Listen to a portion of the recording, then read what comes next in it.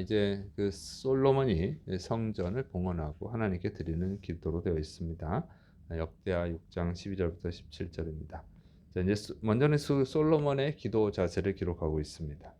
역대하 6장 12절 13절 솔로몬이 여호와님의 제단 앞에서 이스라엘의 모든 회중과 마주서서 그의 손을 펴니라. 솔로몬이 일찍이 노스로 대를 만들었으니 길이가 5규빗이요 너비가 5규빗이요 높이가 3규빗이라. 뜰 가운데 두었더니 그가 그 위에 서서 이스라엘의 모든 회중 앞에서 무릎을 꿇고 하늘을 향하여 손을 펴고. 자, 이제 솔로몬이 하나님께 기도를 하는데 이 이스라엘 백성들이 다 지켜보는데 그 백성들을 앞에 두고 이제 그 대 위에 놋대 위에 놋으로 만든 대 위에 올라갑니다. 약 2.3m 이렇게 넓이가 2.3m예요. 그리고 높이가 한 1.4m 정도 되는 그 대 위에 올라가 가지고 이제 기도를 하는 거예요. 기도를 하는데 손 무릎을 꿇고 손을 하늘을 향해서 들고 이제 기도하는 겁니다. 그 의미는 뭐냐면 무릎을 꿇는다는 것은 이제 하나님이 주인이고 자신은 종이라고 하는 자세죠. 그리고 이제 손을 이렇게 드는 것은 능력을 구하는 거예요. 그래서 이 모세가 이제 아말렉과 이제 전쟁할 때 산 위에 올라가서 이렇게 두 손을 들고 기도하죠. 그런 모습입니다. 그래서 하나님의 능력을 구하는 거예요. 이제 그러니까 이 왕이지만 겸손하게 하나님의 무릎을 꿇고 하나님의 은혜를 구하는 것입니다. 그런데 그것이 이제 백성들이 다 보고 있다고 하는 것이죠. 그 보고 있는 데서 그렇게 하는 거예요. 자, 이것은 정말 이 솔로몬이 하나님을 경외하고 또 겸손했음을 보여줍니다. 그리고 이런 기도하는 모습을 이제 백성들이 보면 어떻게 돼요? 아, 가장 높으신 분은 하나님이시구나. 이렇게 알겠죠. 그리고 왕도 하나님께 기도를 하는데 응? 우리도 기도를 해야겠구나. 우리도 하나님을 의지해야겠구나 하는 이런 생각을 갖는 거죠. 그러니까 이거 자체가 신앙 교육이 되는 거예요. 지금 솔로몬이 하나님께 기도하는 것을 온 백성이 다 보고 있는 것입니다. 그래서 이게 신앙 교육이 되는 거죠. 그래서 이 나라를 이끌어가는 지도자가 어떤 신앙을 가졌느냐가 굉장히 중요합니다. 나라를 이끌어가는 사람이 나라를 이끌어가는 왕이 이 하나님을 믿으면 백성들이 하나님을 믿을 가능성이 높아지는 거죠. 우상을 숭배하면 백성들이 우상 숭배할 가능성이 높아지는 거죠. 더군다나 이 시대는 이렇게 교육 수준이 낮으니까 수준이 낮으면 사람들이 이제 그 미신을 많이 믿죠. 그래서 합리적으로 상식적으로 이런 생각들을 못 해요. 그러니까 이제 이 당시에는 왕정 시대, 왕이 통치하던 시대는 왕이 어떤 신앙을 갖느냐는 굉장히 절대적인 것입니다. 그런데 그 솔로몬이 이렇게 하나님 앞에 무릎을 꿇었다고 하는 것이죠. 그래서 우리가 여러분이 그 집에서 본이 돼야 돼. 자녀들한테 하나님께 무릎을 꿇는 그런 본이 돼야 되고 또 나라를 이끌어가는 지도자가 하나님께 무릎을 꿇는 사람이기를 기도해야죠. 그런 사람이 나라를 간다 그러면 정말 우리나라의 축복인 것이죠. 그런데 하나님을 의지하지 않는다면 이게 문제가 되는 거죠. 그래서 좋은 지도자를 세워주시기를 또 기도해야 되는 것입니다. 그다음에 이제 교회에서는 그 성도들을 잘 양육을 해서 정치를 하는 성도가 있다고 하면 정말 세상과 타협하지 않고 하나님 앞에 무릎 꿇는 그런 지도자가 되도록 잘 양육을 해야 되는 것이죠. 오늘날의 우리 정치 지도자들을 보면 그렇지 못한다고 하는 거죠. 특히 이제 뭐 대통령 선거철만 되면 가서 하나님 믿는다고 하면서도 우상한테 가서 절하고 그러는 모습들을 보는데 이것은 아주 잘못된 신앙인 거죠. 아주 잘못된 거예요. 사람을 그 왕을 세우시는 것도 하나님이고 왕에서 내려오게 하는 것도 하나님이라고 하는 그 하나님 말씀을 믿지 않는 거예요. 그 사람한테 잘 보여야 표를 얻을 수 있다. 뭐 사람들이 워낙 또 비판하고 그러니까 무릎을 꿇는데 그것은 아주 잘못된 신앙인 것입니다. 누가 뭐라 그래도 하나님이 세우시면 세워지는 거죠. 그러니까 그런 절대적인 믿음을 가져야 되는데 안타깝게 우리나라에 그런 지도자가 없었다고 하는 것은 참 슬픈 일이고 그 사람들의 끝이 보면 별로 안 좋은 거예요. 그러니까 그래서 이런 교육을 확실히 시켜야 되는데 오늘 한국 교회가 그렇지 못하다는 것은 참 안타까운 일입니다. 자, 그다음에 이제 솔로몬이 이제 하나님을 찬양한 내용입니다. 역대하 6장 14절부터 15절. 이르되 이스라엘의 하나님 여호와니며 천지의 주와 같은 신이 없나이다. 주께서는 온 마음으로 주의 앞에서 행하는 주의 종들에게 언약을 지키시고 은혜를 베푸시나이다. 주께서 주의 종 내 아버지 다윗에게 허락하신 말씀을 지키시되 주의 입으로 말씀하신 것을 손으로 이루심이 오늘과 같으니이다. 자, 그래서 솔로몬은 온 백성이 다 듣고 있는 데서 이렇게 고백을 하는 거죠. 온 우주 만물, 온 우주 만물을 다스리는, 만드시고 다스리시는 분이 하나님이라고 하는 거예요. 그걸 이제 고백을 하는 거죠. 그래서 천지의 주와 같은 신이 없나이다. 그것은 온 우주 만물을 창조하신 하나님은 여호와 하나님은 온 우주 만물을 창조하신 하나님이니까 하나님과 같은 분이 없습니다. 이렇게 고백을 하는 것입니다. 그래서 이렇게 하나님을 높이는 거예요. 그 기도 내용에 그 백성들이 듣고 있잖아요. 하나님은 온 우주 만물을 창조하신 진짜 신이다. 세상에서 있는 그 다른 우상들, 다른 신들과는 전혀 다른 분이다. 다른 신들은 다 가짜죠. 성경에서 말하는 다른 신들은 다 가짜라고 기록을 하고 있습니다. 그래서 하나님을 높이고 그리고 이제 이 솔로몬이 이 성전 건축한 것은 하나님이 말씀하신 것을 이루신 것입니다.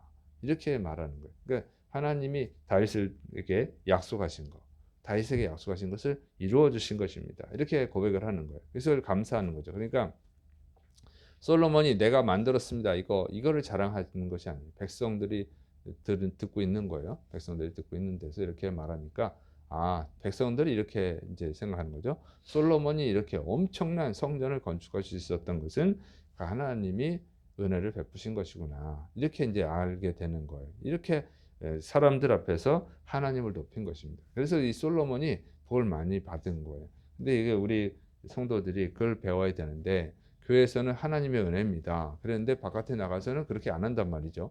왜냐면 아이고 하나님이 어디 있어? 하고 너 적당히 믿어라. 이런 게 사람들한테 비판받는 게 두려워가지고 이게 말을 못하는 거예요. 그러면 하나님이 좋아하시겠냐는 거죠. 혼자 있을 때는 하나님의 은혜입니다. 그러고 사람들 앞에서는 하나님의 은혜라고 안 하고 내가 똑똑해서 그러고 누가 도와줘서 그러고 이렇게 되면은 그 다른 사람이 영광을 받죠. 하나님이 영광을 받지 못하고 그렇게 말을 조심해야 돼요. 여러분이 그걸 참 잘해야 되는데 참 그게 좀 아쉽죠. 사람들 앞에서는 하나님을 높이지 않는다는 거예요. 하나님 앞에서 사람들 앞에서 높여야 되는데 그러니까 이제 이런 믿음을 가지면 하나님을 높이는 믿음을 가지면 하나님의 은혜가 있는 줄을 믿으시를 축원합니다. 그래서 예수님도 그러잖아요. 너희 착한 행실을 통해서 사람들로 하여금 하나님께 영광을 돌리게 하라. 그래서 항상 이것을 명심하셔야 돼요. 하나님을 높이는 것은 나 혼자, 너는 교회에서만 높이는 것이 아니라 지금 삶의 현장에서, 사회에서 높여야 된다고 하는 거예요. 그럴 때 하나님이 그거를 인정하시는 것입니다. 그리고 하나님이 감동을 받으시는 거예요. 자, 그다음에 이제 이 솔로몬이 하나님의 약속, 남은 약속을 이루어 달라고 기도합니다. 역대하 6장 16절 17절 이스라엘의 하나님 여호와님이여 주께서 주의 종 내 아버지 다윗에게 말씀하시기를 내 자손이 그들의 행위를 삼가서 내가 내 앞에 행한 것 같이 내 율법대로 행하기만 하면 내게로부터 나서 이스라엘 왕위에 앉을 사람이 내 앞에서 끊어지지 아니하리라 하셨사오니 이제 다윗을 위하여 그 허락하신 말씀을 지키시옵소서. 그런즉 이스라엘의 하나님 여호와님이여 원하건대 주는 주의 종 다윗에게 하신 말씀이 확실하게 하옵소서.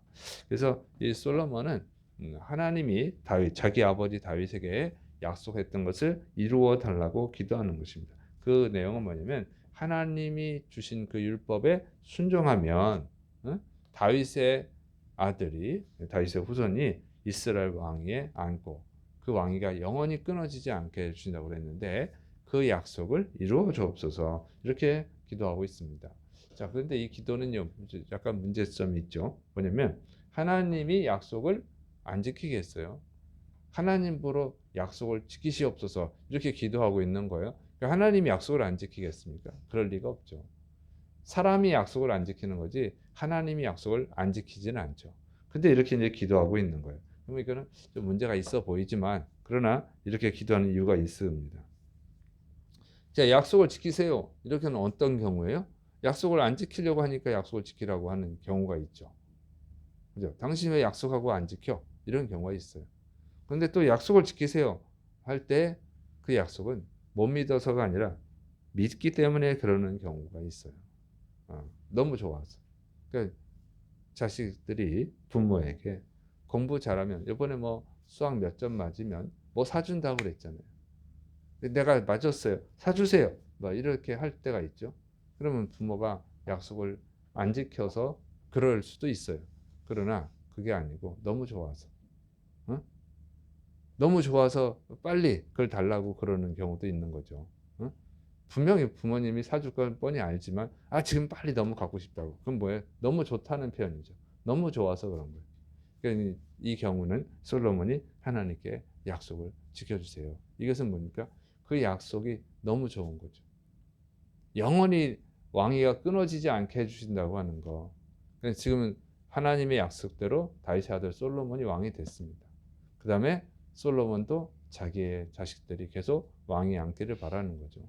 그래서 그것을 구하는 거예요. 그래서 믿지 못해서가 아니라 그 약속이 너무 좋아서 그 약속을 이루어 달라고 기도하는 경우입니다. 그래서 우리가 약속을 붙들고 기도해야죠. 하나님의 약속을 붙들 때, 하나님, 제가 이 약속을 지켰어요. 약속을 이루어 주세요. 그 자녀가 이번에 저 100점 맞았어요. 그거는 빨리 뭐 사주세요. 그런 것은 자랑하는 거예요. 내가 100점을 맞았어요. 그리고 그거 사주신다 그런 거 너무 좋아요. 빨리 주세요. 이래야지. 그런 거 필요 없어요. 또 이러면 어떻게 해요? 하나님 주신 그 선물이 뭐 부모님이 뭐 사줄게 근데 나 그런 거 필요 없어요.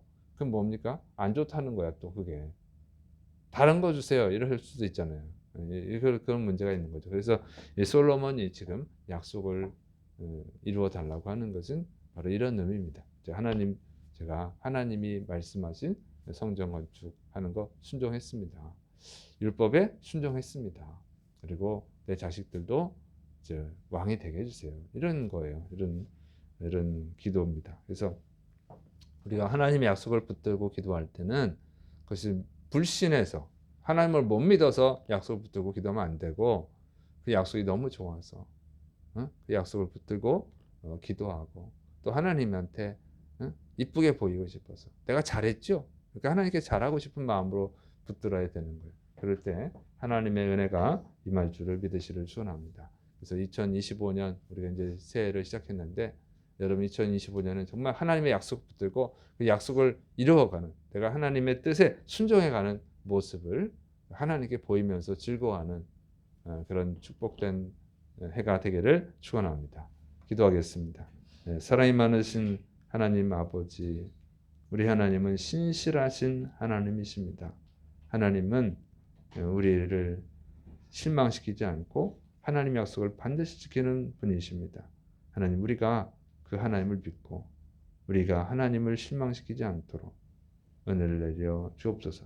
주의 말씀에 순종할 수 있도록 주의 말씀을 붙들고 살아갈 수 있도록 우리에게 은혜를 더하여 주옵소서. 예수님의 이름으로 감사하며 기도드립니다. 아멘.